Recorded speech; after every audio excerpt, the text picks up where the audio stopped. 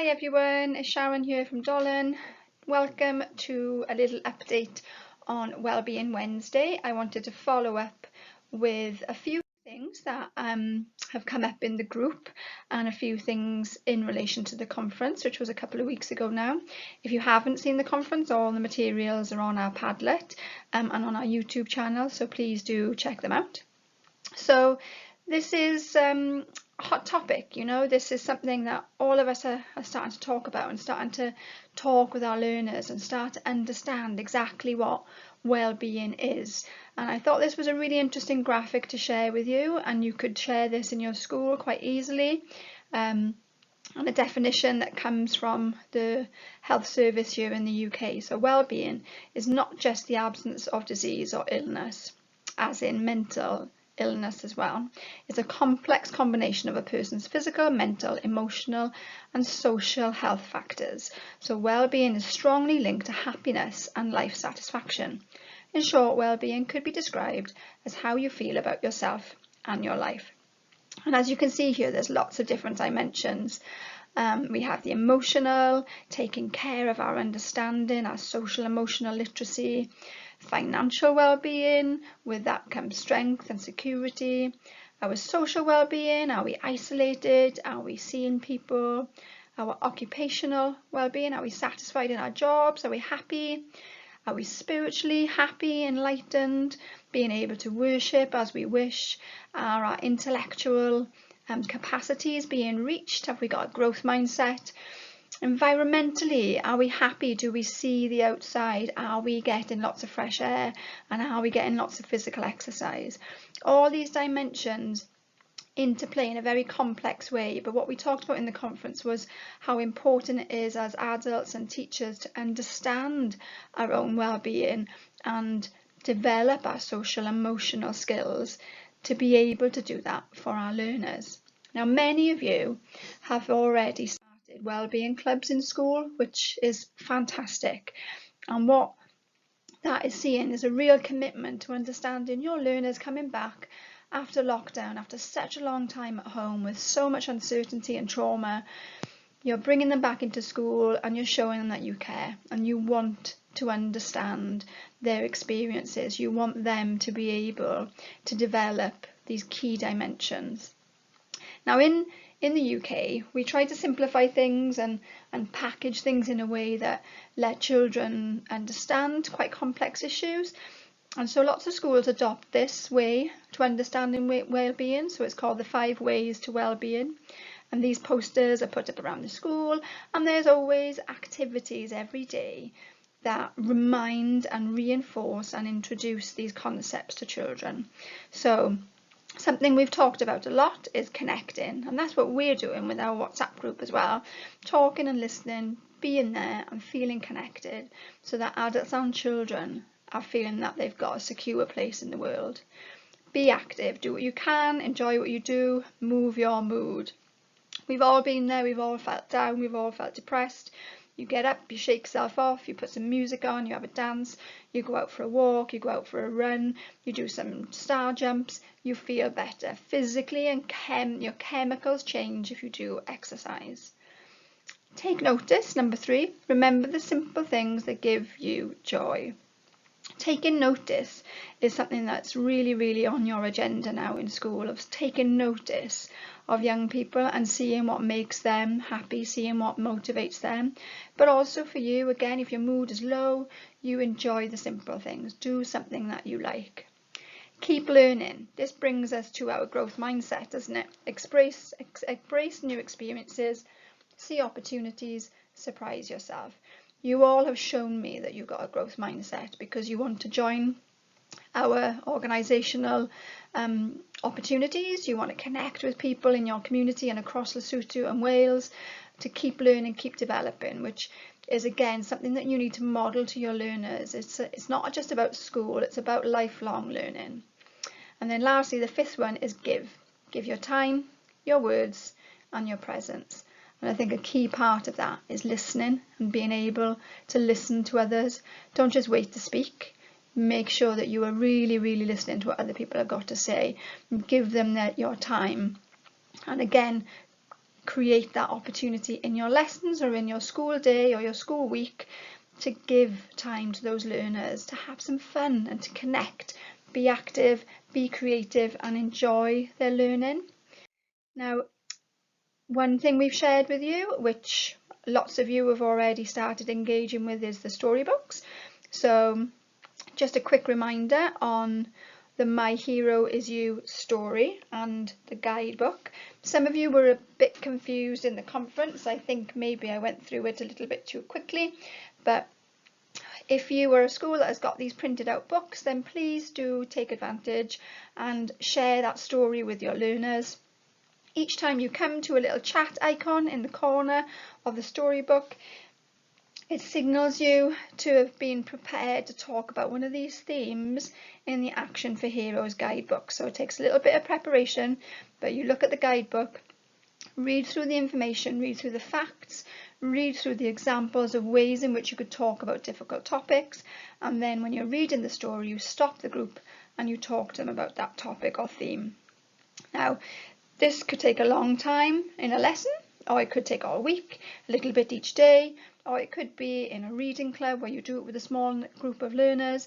But make sure you share your skills and your learning with the WhatsApp group, but also with your teachers in school. Some are still not that comfortable reading storybooks to children, especially storybooks that have got some challenging content like this, where we're looking at COVID and the effects and impact of COVID. So please use these resources and share your learning from them with me, please. Now, on the Padlet link, there is this activity called Toolkit of Activities to Improve Resilient Skills for Learners. I just want to spotlight a couple of the activities in here, because often if you look at a resource that's been made in another country, you always think, I can't print it, I don't have materials, I don't understand it. So I just wanted to share a few of the activities that I know you can do. Now, you could do it again with a small group in class, you could have it outside, or you could do it in a smaller club. So some of you have started Wellbeing Club or Reading Club, or you might have a recycling club, or even your catch-up clubs for literacy. This is still part of that work where you're looking at emotional literacy. So this first one is about a game just about getting learners to open up about their emotions. Now, you don't need to print this out. If you look at the snake shape, there's different emotions on each one. So you could have those on cards, you could draw it out on a chart, you could draw even the emotion on different stones, and then the student has to throw a dice or a version of a dice, and when it comes on to, they count it through, when it comes on to the emotion that is selected, they have to give an example. And so when do they feel happy? When do they feel confused? When do they feel scared? This is a much more child-friendly way of talking about emotions using a game rather than just asking them how they feel. Okay, so this kind of emotional emotions board game is a really useful tool, and once you introduce an activity like this, it can be done every week with different learners. It doesn't have to just be done once. It can always be an extension task for those learners that have finished their work, or it could be something that you do with learners that you know are struggling to communicate, and so you do that with a little small group.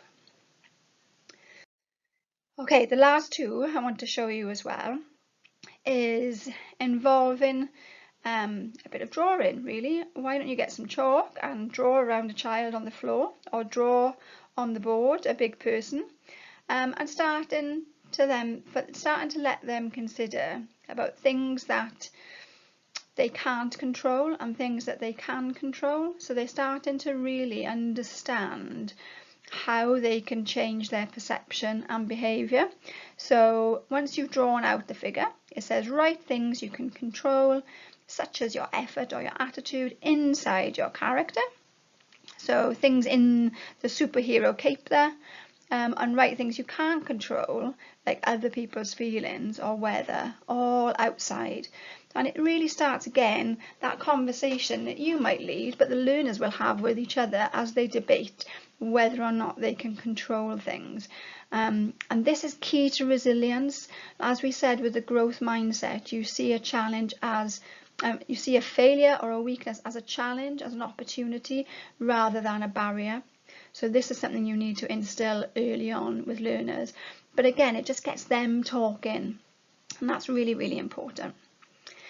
And so the last one is about aspirations, the stairway to success. There's lots of activities in this booklet, but this third one I think is really important for younger learners to see how role models have achieved their success. And again, so you don't have to print it out. You could draw this on the board, you could draw it on a chart, or you could just talk about it, and you could make little flashcards to remind them. So it says, have your children do some research on their sports role models. Now, it doesn't need to be sport. It could be a local role model. It could be the local chief. It could be a local politician, somebody who they respect and who they think has done very well and is very successful. And then you start to unpick the stairway, the steps to get to that successful point. It comes back to understanding for a child that their life is their own and that they can make steps forward to build the skills that they need to enjoy their life and to be successful in whatever their potential can be. And it's those conversations that often don't happen when you're just focused on the curriculum.